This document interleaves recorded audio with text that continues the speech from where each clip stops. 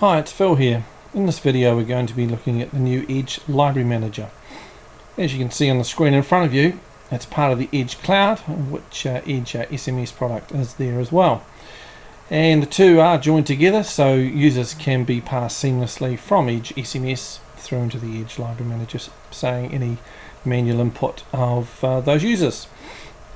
I'm going to log into Edge Library Manager here, and I'm logging in with full rights, but students and staff and others can also log into Edge Library Manager, and we'll see different things depending on the level of their rights. But we've opened into the dashboard, and here some of the major daily tasks that any library carries out are right here in front of you.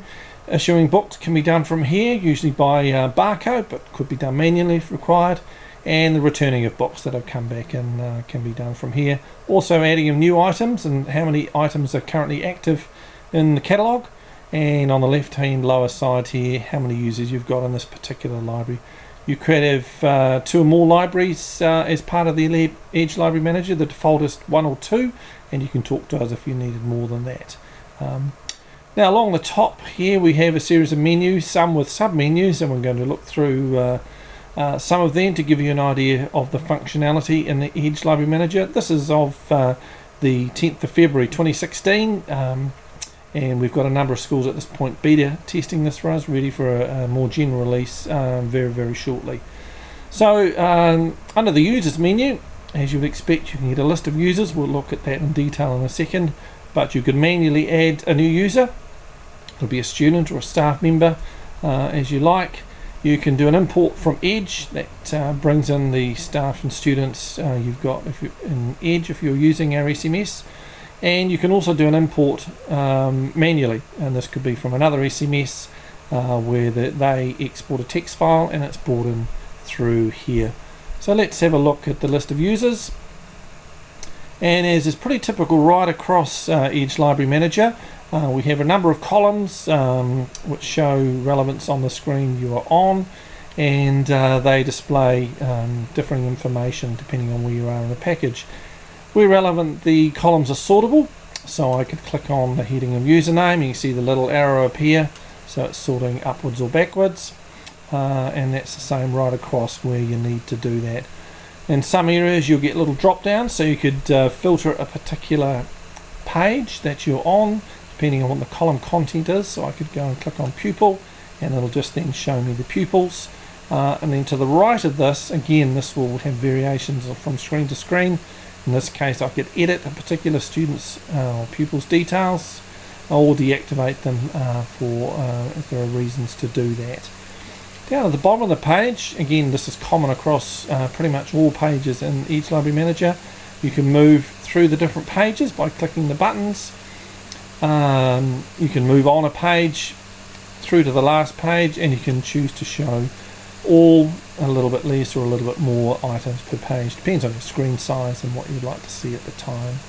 Also got a number of filters up in here. So if I clicked in here and typed a particular item and clicked it, it would then reduce the list down to those ones, so I could deal with them a bit more specifically. And in the upper right hand side we could add a new user from this page as well, as you saw on the dashboard. If I click the cross, it'll take the filter away and back to where I started from, pupil as well, and that will take us all the way back, and I could start resorting if I so required. So that was users. Under items, it's our catalogue if you like. Again, we could add a new one, bring in items using the standard mark file that librarians will be very familiar with. Saves you typing in entries and gives standardized input on books and other such things.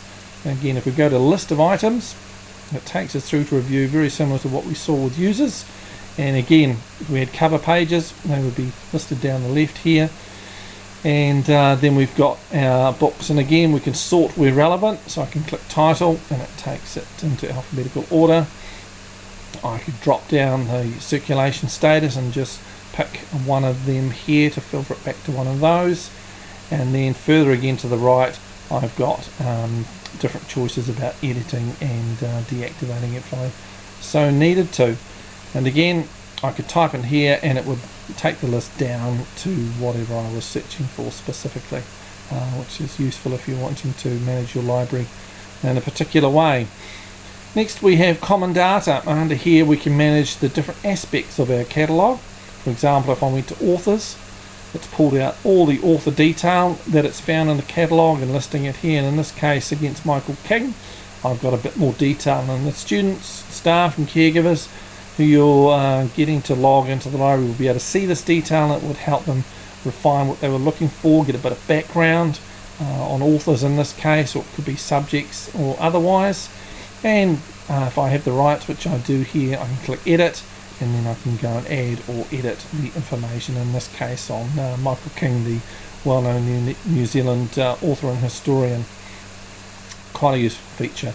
And we can do a similar sort of thing for subjects, publishers, different series, and locations. So you could add locations to your books as you add them to the library, and when a student is looking that up, particularly in a bigger library, they know exactly where to look for that particular item physically. Circulation, no submenus. We just click on that and it's taking us to the area that we also noted on the dashboard. But here we can, as well as managing our books in and out, we can see more detail. Again, we can sort by borrower, and this is actually sorting by borrower number, and it groups, of course, the particular people together, as we can see here, to see, have they misplaced a book, returned a book, all the books they have out at a particular point in time, due date, so we can see it's quite old data in this demo database, but it serves for a reference. And again, a different series of buttons on the right hand side here, so we can actually, where again relevant, view, renew or return if that happens to be the case, but with a misplaced book, returning is not really an option, so it doesn't show that. And if you've got email set up on your users, you could send them reminder emails about how your book needs to be brought back, that sort of thing. Quite a useful thing and definitely relevant in a cloud type product. And relating to cloud product, the nice thing about most browsers and searching websites is you can be on multiple parts of one site at once. So if, for example, I wanted to go back to items but still keep circulation management going, I could, instead of left clicking on list of items, I could right click, open link in a new tab, and I've got that sitting there, so I can be dealing with my items on this screen, and I can then over here still be working with my circulation. So and that can be, you can have multiple tabs open for the different areas depending on your rights.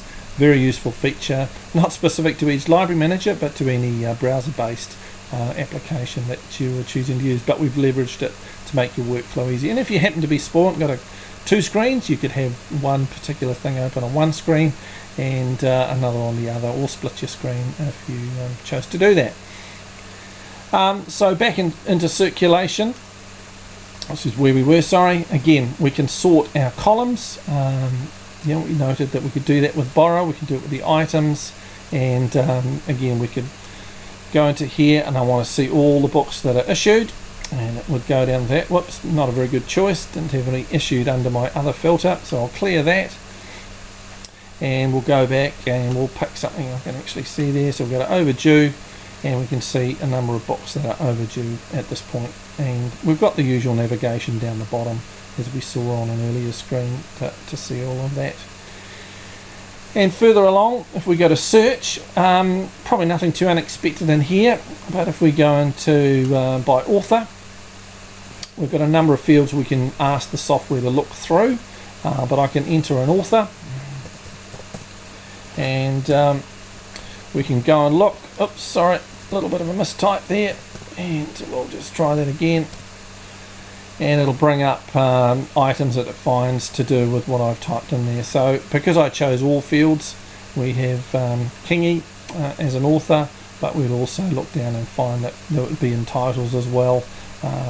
So again, this is something that is very relevant for students, caregivers looking from home, so they can see what's available, the status of whether it's in or out, and they could reserve it, all of those sort of things from their view of the package, which would be a little bit different to this, but still quite relevant. And that's again the joy of a cloud-based package. It's everywhere that you've got a PC or something similar, a tablet, that you can access the internet on a broadband connection. So it's basically anywhere, anytime, and you can look up the catalogue of the library and other related things wherever you need to and whenever you need to. So further along, we glance down there, we can search by all the items we expect. We have a number of reports in there, and perhaps if we look at the barcodes borrowers, and again we've approached the view similarly, and we need to choose which library we want to work with. And again we've got our columns, which are again sortable. So if I wanted to do a barcode list for a particular class, I would first come in here and choose pupil, and that would take my list down to pupil. I could then come and say I wanted to do room 12, so I'll type room 12 and it'll take my list down to just room 12, and then I could choose to print just for the page I can see or print everybody in room 12. And so I would select them, obviously selected, go print. It pops open a new tab and there's my barcodes all ready to be printed, or I could export it as a PDF to be printed elsewhere or sent off to somebody else. This is a similar approach for circulation reports and everything. So you get the preview, have a look, yep, that's what I'm after, and then you can print that. And other similar reports about the numbers in the catalogue and that sort of thing are available here.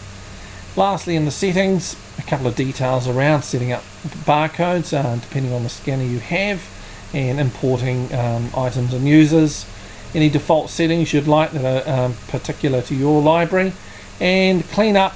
That's really if you have deactivated or items that you're wishing to just remove totally, that will do that for you there between these two menus. And then further to the right, once you've finished using the product, you have the standard logout down here, which we encourage people to do, and that really is the overview of the library as it is in early February. As I said, it's currently in beta. If you'd like more information on it, please contact us at MUSAC at sales@musac.co.nz, or visit our website, which you can, if we scroll down to the bottom, we can see here www.musac.io, and that will give you more information on our Edge Library Manager and our other products that we have available. Thanks for your time.